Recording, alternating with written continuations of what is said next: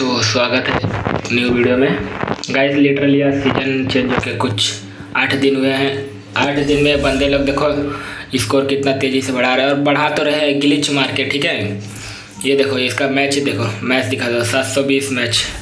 Leader Aamir का देखो 960 match. Possible है, जोड़ लो एक दिन में अगर 100 गेम भी खेले तो जोड़ लो तुम लोग। और टॉप 3 वाला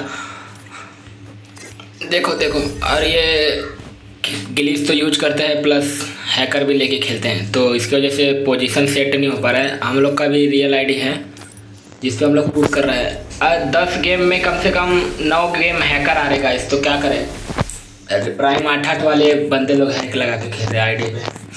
तो अभी गेम में कुछ फेयर जैसा रहा नहीं, हर चीज़ का ग्लिच हो गया है भाई, हर चीज़ का बोले तो हर चीज़।